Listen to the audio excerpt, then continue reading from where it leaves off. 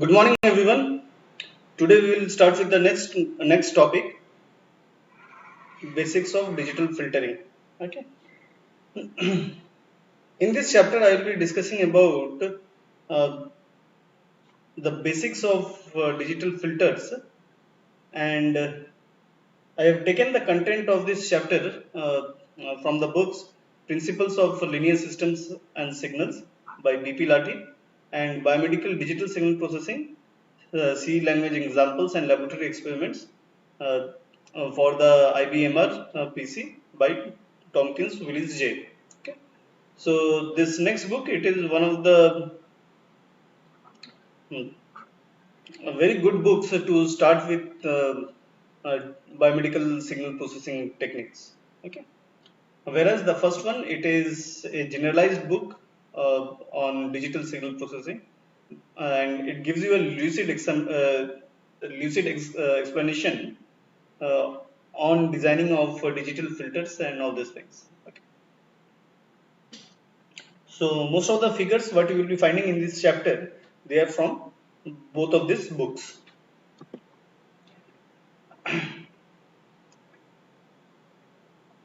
Now, if you look into this graph, which is basically sampling a continuous signal produces a sequence of numbers. We have already discussed about this in our previous lectures. Uh, just in a brief way, I will be discussing it again in terms of the biomedical signals. One of the simplest way to sample the signal is temperature measurement of a patient. Okay. Say for example, a patient he is having a hyperthermia. He goes to a doctor, and then the doctor asks the family members or the patient to measure the temperature of the patient at regular intervals. Okay, so they measure the temperature at regular intervals. What is that? That is nothing but again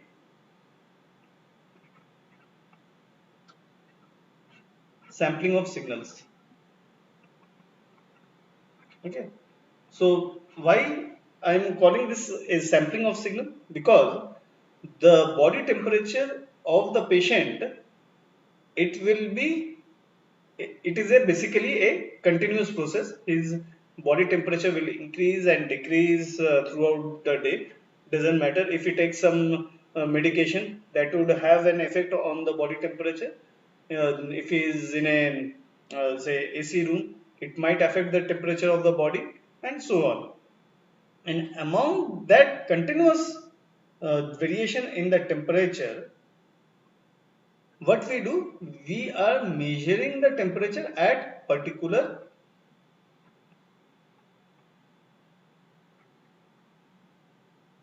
time. Okay, at particular time instances, we are measuring the temperature and we are noting down.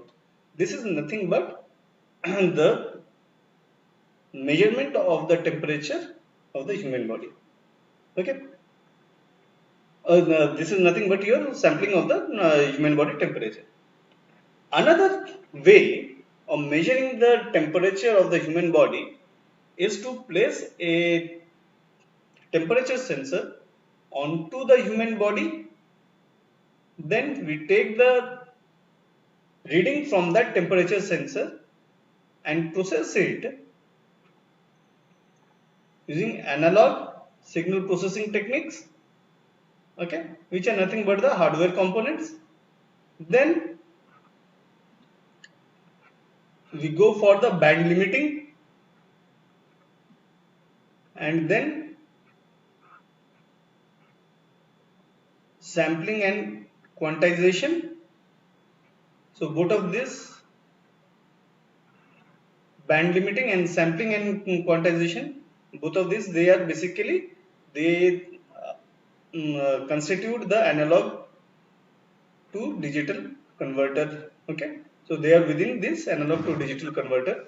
Then we can, the output of this quantizer, we can put it into some digital filters, and finally we can record or display the signals. Okay. So what is happening? One of the common example of a temperature sensor is a thermistor.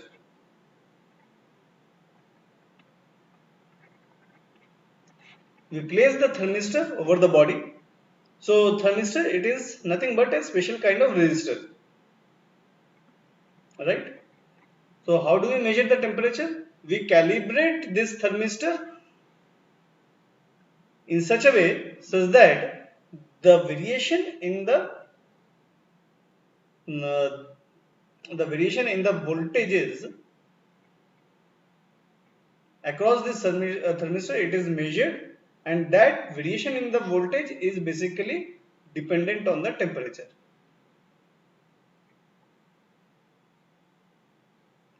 Okay. So when we have this, we measure the voltage and all these things. So what we use for measuring the voltage, we basically use a voltage divider.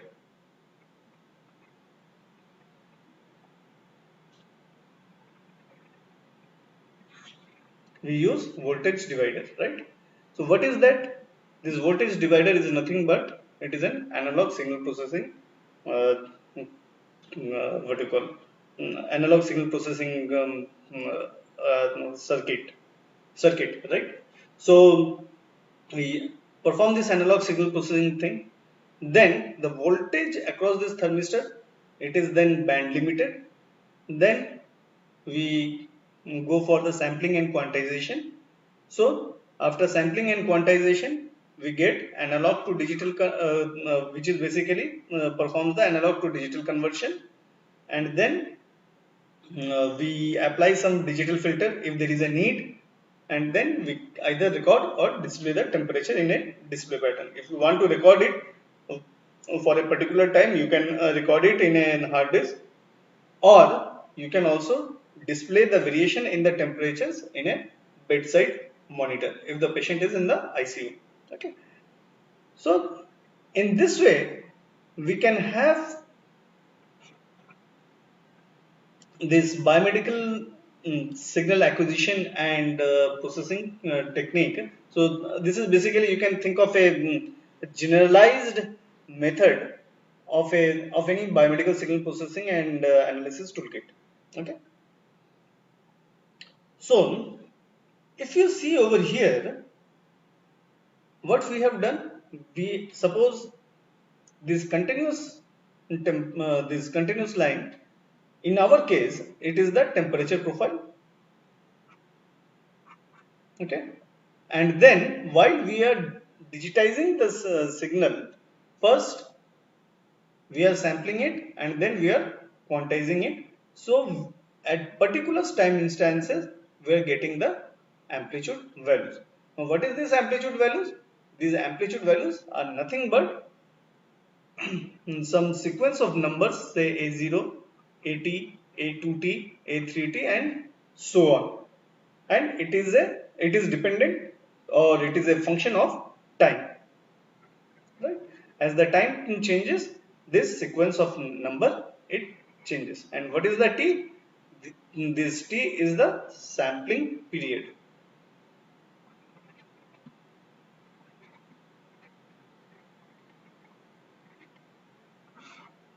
Okay. Now, in our last class, when we were discussing about the Z transform, we have discussed that the Z transform, it allows us to convert a series of number into a complex equation. Okay. So suppose in our previous slide, whatever the values we have got, A0, AT, A2T, they are being represented as F0, Ft, F of 2t, and so on up to F of kt. Now, if I have to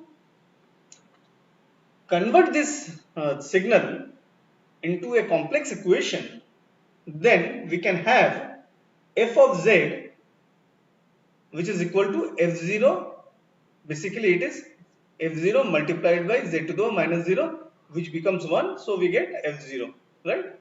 Then ft z to the power minus 1, f2t z to the power minus 2, and so on up to f of kt z to the power minus k.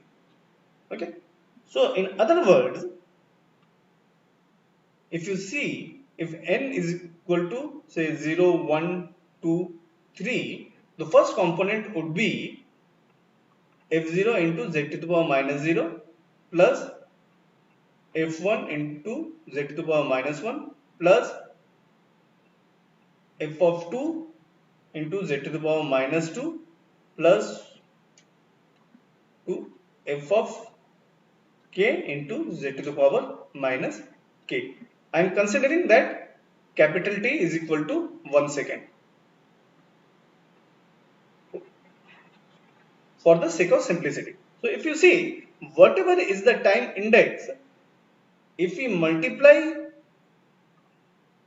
that number multiplied by z to the power minus of that time index, and we add up those values, then we easily get to the complex, we easily get to the complex plane. Okay, or we get an equation, polynomial equation, in that what you call a complex polynomial equations. Okay, so this is the case over here. Now this can be easily written as fz equals to summation of n equals to 0 to k f of nt z of minus n.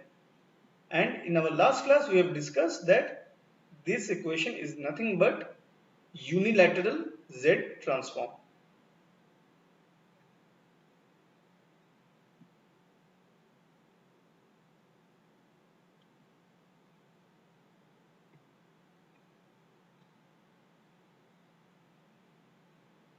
We have unilateral z transform. What would be the bilateral z transform? Instead of 0, it would be minus infinity to infinity, or some minus number. If it is a finite number sequence of numbers, then it would be some, say, minus k1 to say uh, k2 or something like that. Okay, if the sequence is a finite sequence. Okay, so then that would have been a bilateral z transform, or in general z transform. Okay, now again, if you see, if we generalize this equation, then we can write the same thing in this fashion. Okay, so this is nothing but the generalization of the first part of the slide, whatever we have discussed till now.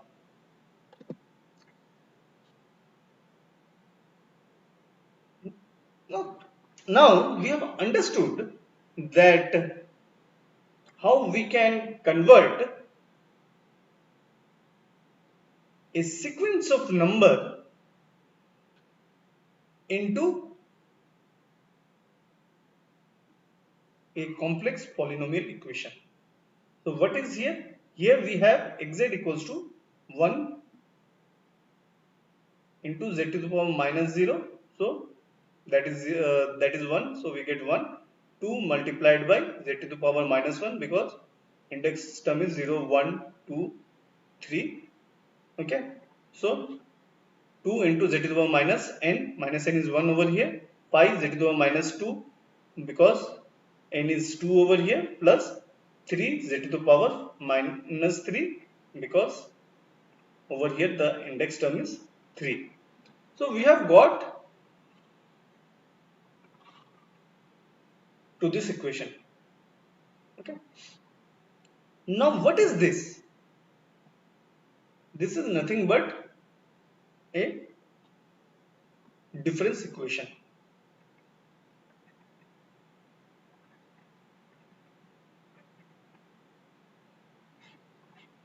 Now you may ask me, so how come it is a difference equation?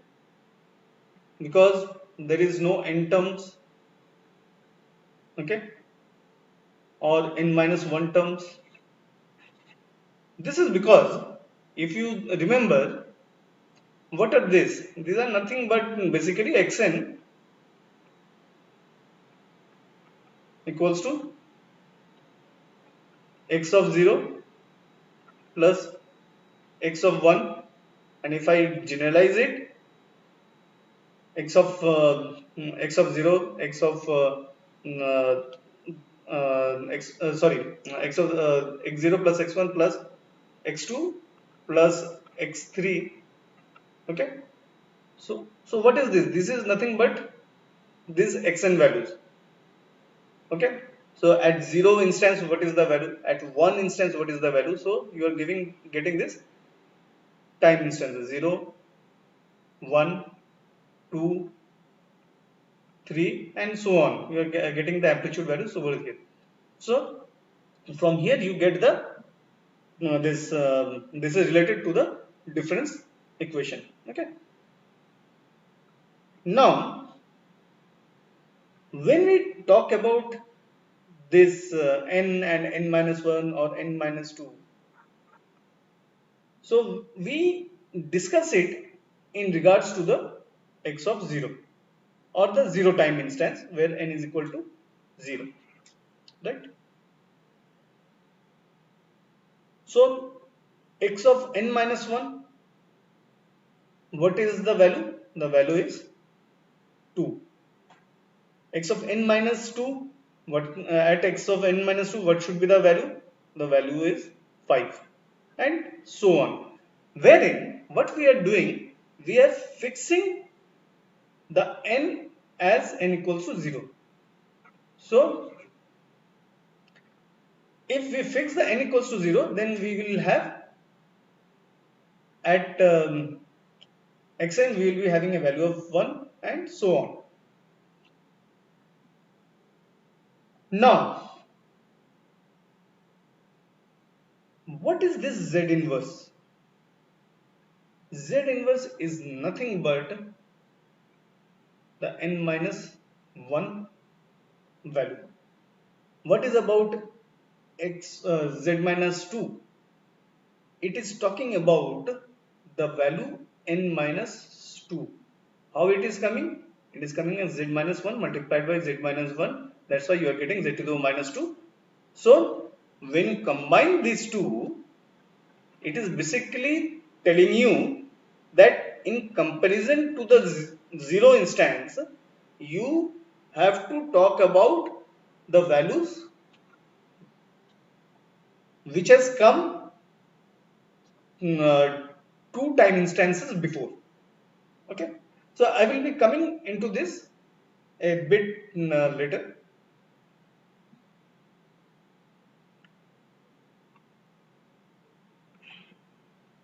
So what you see over here, there are 3 operators. These are called operators. So if you see, these are digital filter operators, okay. Now what are the operators? The operators are Z inverse. If you see, we are having the Z inverse. What is this? This is nothing but, we call it delay. Then we have a multiply operator. This is a multiply operator.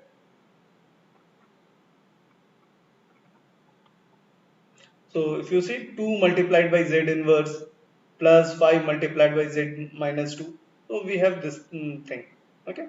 So we have a multiply operator, and lastly we have this summation operators. Now let us take these operators one by one. When I talk about Z inverse, so what happens? Say I am having a value of xn, and then I have a delayed value. Say the output of the first terminal is A, and output of the second terminal is B. Now what you do is that this is the 0 instance value. In the 0 instance value, I give 1. So what should be the output at A? It should be 1. Then what Z inverse is doing? It is delaying this output by 1 unit. So what is the previous time unit over here? The previous time unit is 0. So it will not have any value over here. If you look into the description, this delay it has been regarded as storage of a number for one clock period. That means it will store the value for one instance of time. So in the previous instance, what is the value? There was no value because we have started with 1. So we will be getting at B, we will be getting a value of 0. Then after this passes, the second term it comes, so we get 2. So the same thing it comes over here, we get 2 at A. And what is the previous value? Previous value was 1. So this one it would come over here, right? Because it was there in the previous instance. Then consequently 5. So we will be having 5. But after delay what we will be having? In the previous instance we were having 2. Right? And then when we give the input 3, consequently we will get the input 3, and over here we will be getting a value of 5 at B. Then we will be having a value of 0. Here we will be getting 0, 3. Then again if you pass another 0, then we will be having 0, 0, and this will continue. Okay. So what has happened now? You can understand what the delay is doing. Delay is holding up the value for the current time instance, and it is projecting a value of a previous time instance. Okay. Now say for example, I will again take the same example but with some modification. Say xn, then I have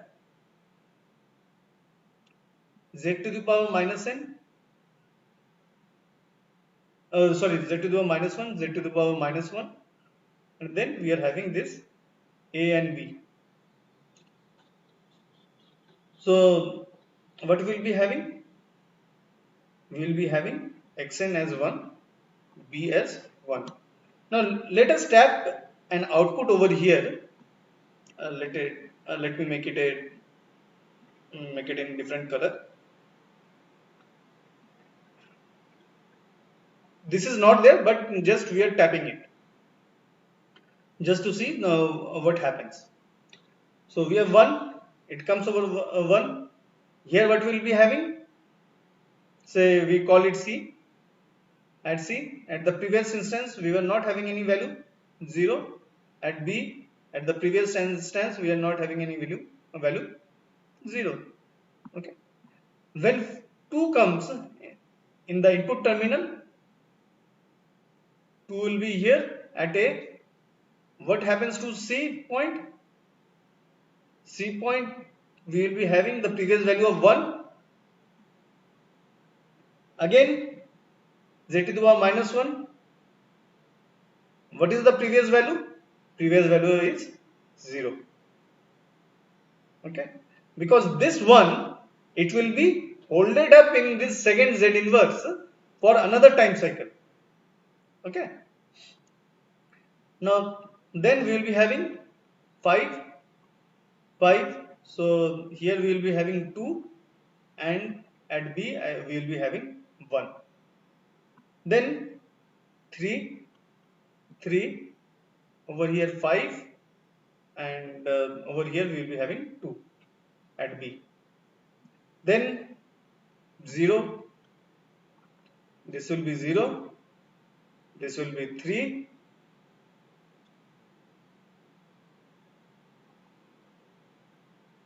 this will be 5. Then again another 0, 0, here it will be 0, then we will be having 3, And again, if you put another 0, we will be having 0. Here we will be having 0. Here we will be having 0. Okay.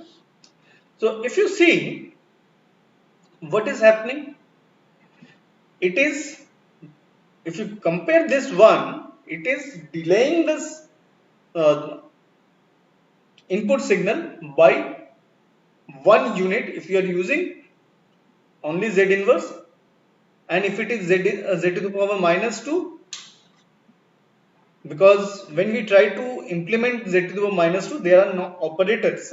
So it is basically multiplication of Z to the power minus 1 multiplied by Z to the power minus 1. So herein the input is being delayed by 2 units. Okay. So this is what a delay does. Okay. Then we have a multiplier K. This is nothing but just a multiplier. This K is usually a real number. So K equals to 2. In this case, it may be 5, it may be 3. Okay, depending upon where you are trying to implement. And lastly, you have an input of this summation, which is also called the adder, which helps you to add two numbers. Okay, so if you are having two inputs E and F, then G would be E plus F, and it would be an instantaneous operation. It would be an instantaneous operation. Okay. One important thing over here, what you have to keep in mind is that anti-aliasing cannot be accomplished with any digital filter. Okay, anti-aliasing, it cannot be accomplished with any digital filter except by raising the sampling rate to twice the highest frequency present. Okay, so what it says is that in our last class we have discussed about the Nyquist rate.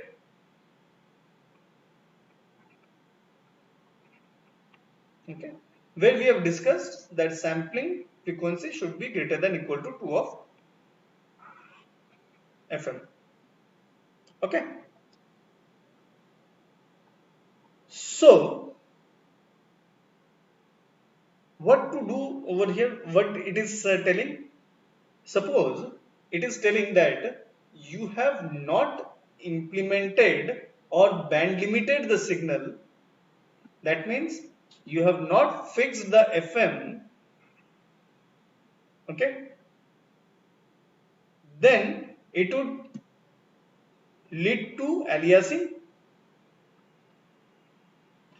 Now, if a signal is already being aliased, that cannot be anti-aliased. That means the aliasing cannot be undone by using any kind of digital filter. This is a very important statement. Anti-aliasing cannot be carried out in the digital domain. Okay, so while digitizing a signal, if your signal is getting aliased, that means that signal is a corrupted signal and you cannot use that signal. Okay, the aliasing can only be undone by raising the sampling rate to twice the highest frequency present. That means you have to fix up this thing. But once you have digitized the signal, this is not practical. Okay, so accordingly what happens, the most of the digital signal processors, they have an analog front end where you have an analog filter which is called the anti-alias filter, which I have already told you earlier. Okay. The main thing takeaway over here is that anti-aliasing cannot be done in using the digital filter. Okay. Another important thing which you should remember before we get into this digital filter designing, and that is the number of poles of it, of any of the digital filters. The number of poles, it should be greater than the number of the zeros. So number of poles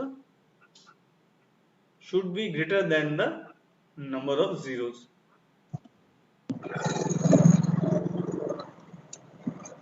This number is nothing but number of poles. Okay.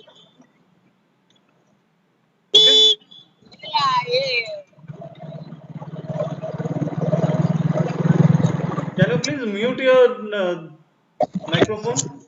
Whosoever is outside.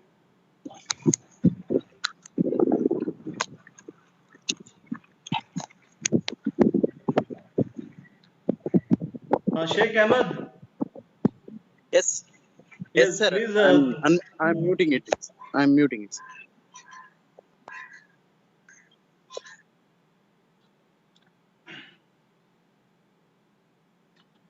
Okay. So you have to remember these two things, that anti-aliasing, it cannot be accomplished in the digital domain, and the second point is the number of poles, it should be greater than the number of zeros when you are trying to realize a filter. Okay.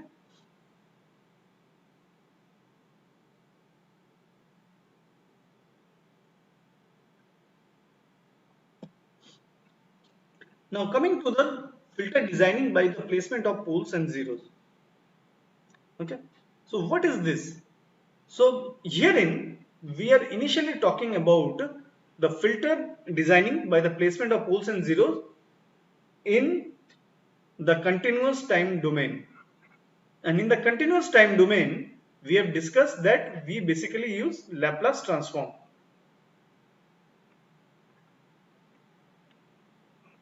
Okay. So to have an understanding on this one, we will be taking up the S plane.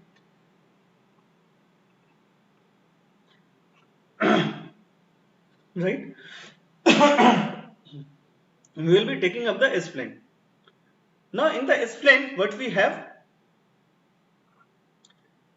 in the x-axis we are having the real number sigma, and in the y-axis we have the imaginary axis, so which is basically the j omega axis. Okay. Sorry, we have discussed that for the analog frequencies we'll be using this omega, right? So if you want to represent 2 points over here, how do you represent it? If you look into the representation, if we have 2 points Z and we have another point P, then these are basically represented with a Z vector and with a P vector, right? Now how do we represent the ZP vector? The representation of the ZP vector is P minus Z, right? So this is basically the how we represent the points in a complex plane. Okay, we represent them in terms of the vectors. Now when we talk about poles and zeros, what are these things? Okay, if you look into this equation, we have Hs equals to Ps by Qs, where Ps is a polynomial, Qs is also a polynomial. Okay, and they will be having their specific roots.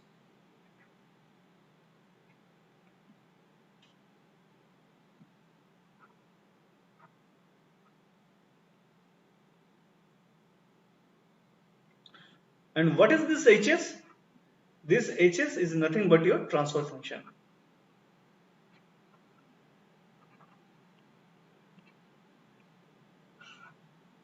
This HS is nothing but your transfer function. Okay. Now what is this transfer function? What do you mean by transfer function? To make you understand what is transfer function, I will take a very simple example. I hope every one of you have studied this. I will be taking a non-inverting amplifier.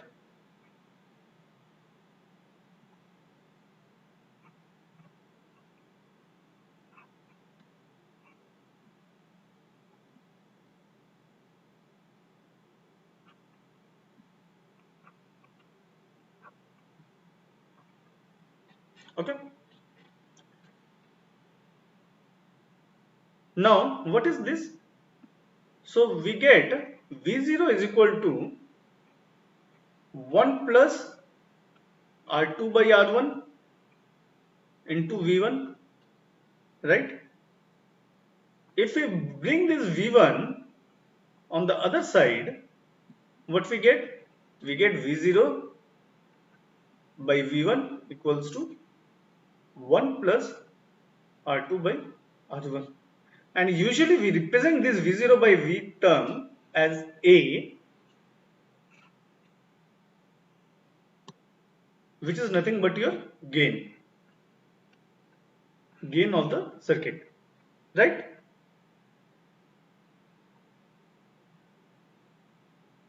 Now if you see over here, in this circuit we have used only the resistors, okay, and because of this term we are having only the real components over here, and that makes the system frequency independent. Okay, we all know that resistors, they are frequency independent components.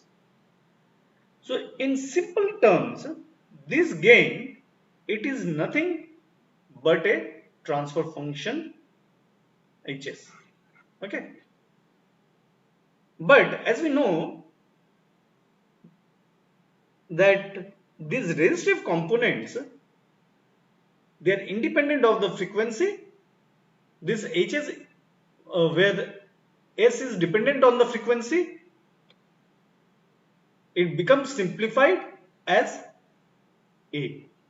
Okay, because it is independent of the frequency component. Now somehow if we have capacitance or inductance, or capacitor, sorry, not capacitance and inductance, capacitor or inductor within the circuit, this would have made the circuit frequency dependent, and this would have become, this A would have become frequency dependent. Okay, and while accommodating this 1 plus R2 by R1, it would have been changed with the this reactance component of the capacitor or the inductor, right? And then this A, it would have become, as I told you, it would have become the frequency dependent, and we can represent it with the polynomial functions. Okay, so the transfer function is nothing but a frequency dependent gain of a particular digital circuit. Okay, so basically if you see, what is it? It is V0 by V in. So what is PS? It is nothing but the output component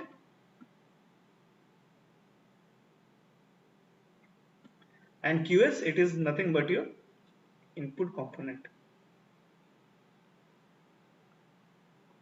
And when you find out the ratio of output by input, then it is called a transfer function. Okay. Now, as I told you, there might be several routes for both PS and QS. So if you look over here, Bn, there might be a constant term hiding somewhere in the polynomial equation in each of this, or either of the PS or QS, so which comes as the Bn. So we can also say for this complex transfer function, this is the DC gain, the component DC gain. So this gain, it is independent of the frequency.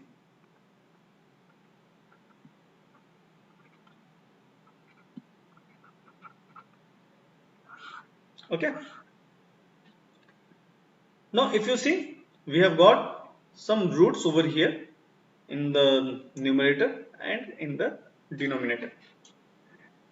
Now in the numerator, when we are when I am saying that we are having some roots, so we are having s minus of z1, s minus of z2, and s minus of zn. So if we place any of the root values over here as s, so what would happen? The numerator would be 0. The numerator would be 0. Okay. So what it is doing? It is, if we are having any specific roots in the numerator and we put it in the equation, it is bringing down the gain, the frequency dependent gain at that particular frequency to 0. Okay. On the other hand, if you look into the denominator and if we put the specific root values over there, then the denominator would become 0 and the transfer function at that particular frequency, it would become infinite. Okay. So 0 means it is having a gain of 0 and infinite means the signal component is being amplified many a times. So if you look into a pole, suppose there is a ground and if you place a pole, so what is happening? The amplitude of the pole is much higher as compared to our to a human being, and hence when we are having the we are getting this roots of the denominator, the roots of the denominators, they are regarded as poles because at that specific frequency points it will bring the transfer function to the infinity, whereas the specific roots of the numerator, it would bring down the amplitude value to the ground. That means the Bessel level, which we call as zeros. And hence the roots of numerators, they are called zeros, and the roots of denominator, they are called poles. Okay. I hope every one of you have understood this up to this. Now coming to the next part over here. Now forget over here. Now if you see, we are having couple of poles and we are having couple of zeros over here, and we have taken a point P at this location. Okay. Now the distance from the pole lambda 1 to P is d1, and what is the phase? Please look into this phase component. What we are doing? We are drawing a parallel line to the x-axis, and from the top of this parallel line we are calculating the angle. Okay, so that is theta 1. Similarly, in lambda 2 we are having this pole, so we have having the distance d2 and the phase theta 2. Okay, so yeah, and I forgot these x marks, they are the representation of the poles. So when you are designing a digital filter, this x marks, if you have to represent the poles, then you have to put x marks. Okay, and zeros, they are open circles. So we are having two zeros. So if you see Z1, so it is having a R1 distance from the point P and R2 distance from the point to the point P from Z2, and we are having the phase components associated with zeros as phi 1 and phi 2. Again over here, see, we have drawn a parallel line and then we are looking into the phases. Okay. Now there is an interesting observation over here. I don't know how many of you have seen.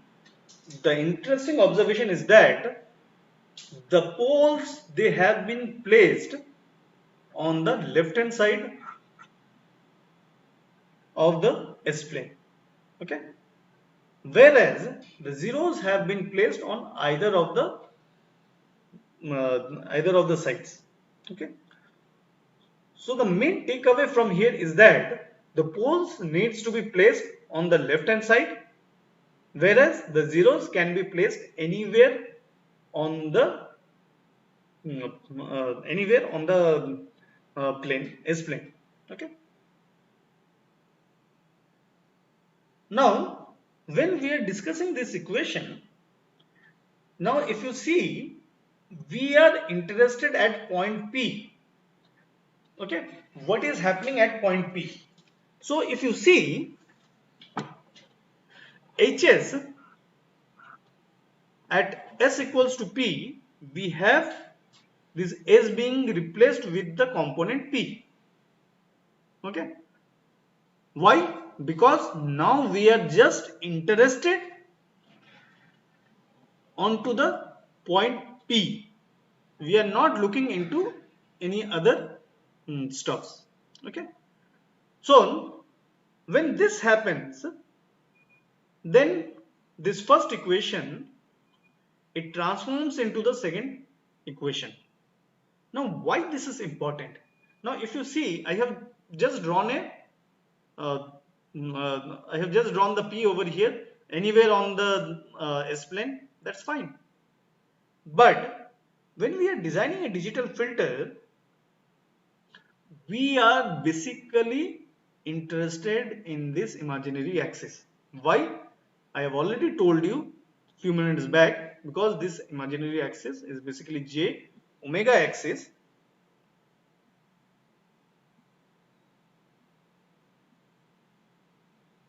Okay. Now, in a digital filter, what you do? Suppose you want to design a low pass filter. What is the x-axis? X-axis is omega, right? And y-axis is the amplitude. So you want to see what is happening to the amplitude response when your frequency is varying. So where is the frequency over here? Your frequency is on the y-axis.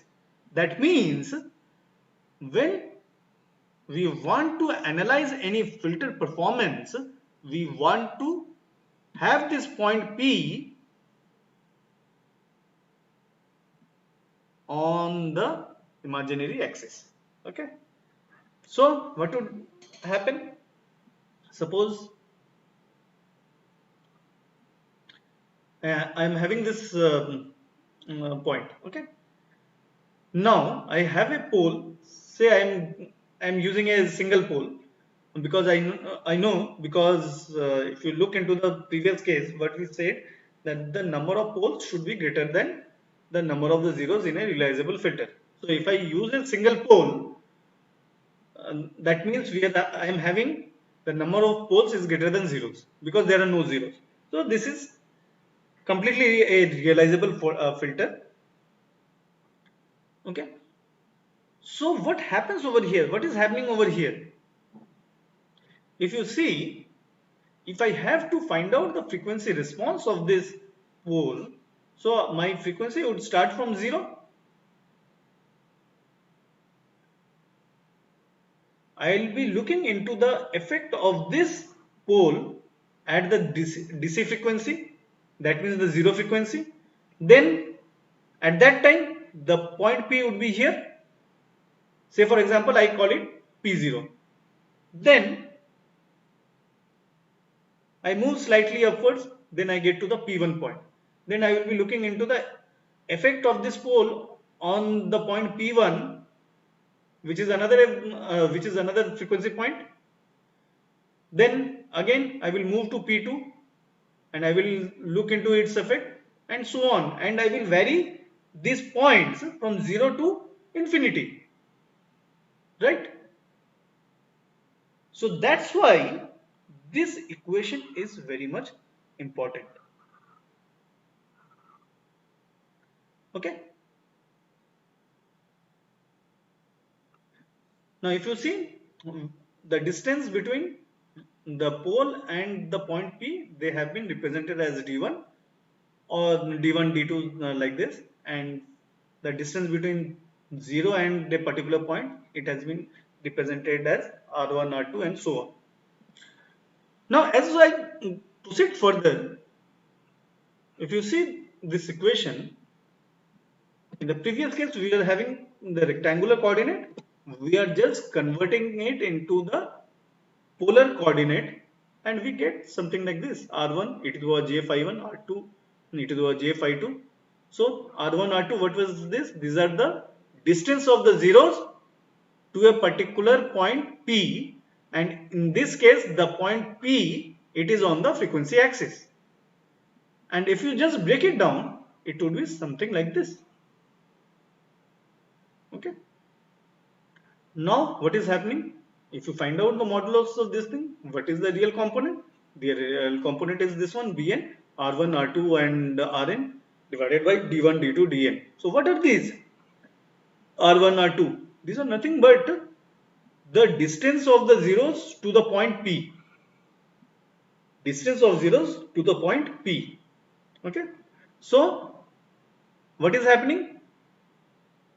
If you want to find out the amplitude response of Hs, then it is basically a ratio product of the distance of the zeros to P divided by what is d1, d2, dn.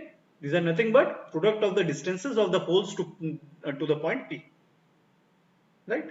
So the main thing is that we are calculating, we need these distance values to understand how the amplitude response of a system varies. Okay, so we need to find, we need to have the location of the poles, and from those poles at particular frequency points, we need to find out what are the distance, and from that distance we can calculate the amplitude response. Similarly, if you look into the phase of this one, what is the first one? Sum of the zero angles to P minus sum of the pole angles to P.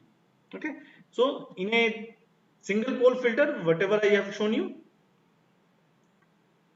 the phase will always be negative.